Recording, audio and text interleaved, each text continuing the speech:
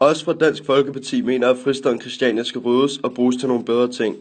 Det er i grunden både rystende og absurd, at fristaden Christiania ikke for længst er jævnet med jorden. Det, der startede som et eksperiment, en ulovlig besættelse af Bådsmandsstrædes nedlagte kaserne, ligger der nu.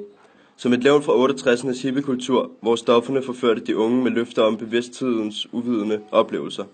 Fri og hash og flower power, et monument over en æra, der heldigvis er forbi, eller er den.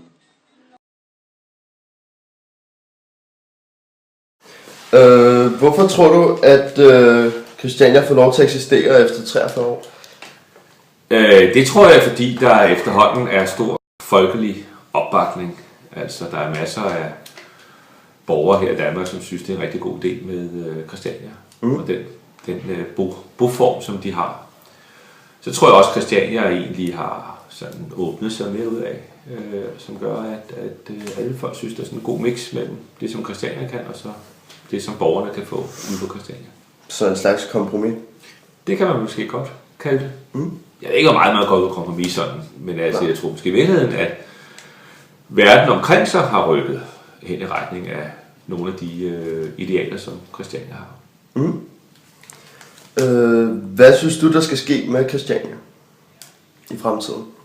Jamen, jeg synes, Christiania skal følge den plan, som sådan set aftalt med det offentlige nu. Ikke? Altså, at det er et sted, hvor alle folk kan komme, og det er et sted, som bliver respekteret for, at det har alternative og gode boformer, ikke? Og det skal de leve op til. Og så tror jeg også, det er meget, meget vigtigt, at den tendens, som desværre har været de sidste par år til, at der er nogle voldelige grupperinger på Christiania, at de skal for guds skyld se at stoppe det.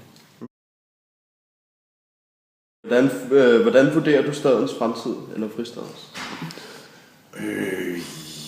Jamen altså, det er jo lidt som, men det er jo et svært spørgsmål, fordi den ene side af det er jo Christiania som bolig, eller som område, som areal.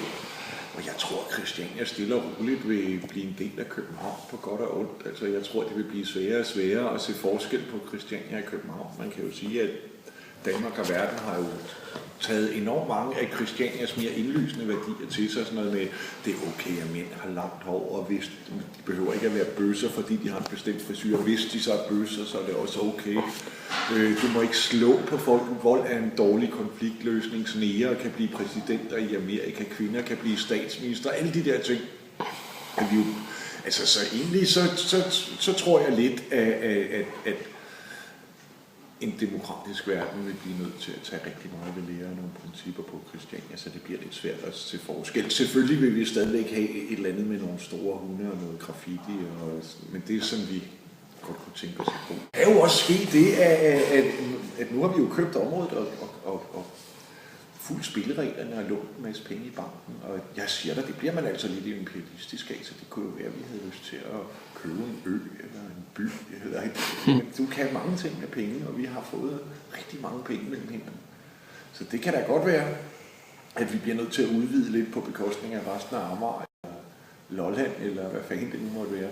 Altså, så det kan jo egentlig godt være, at Christiania i nærmeste fremtid blomstrer og ekspanderer. Det kan jo godt være, at vi bliver nødt til at prøve at få det bedst mulige ud af det her køb, der er blevet gennemtvunget.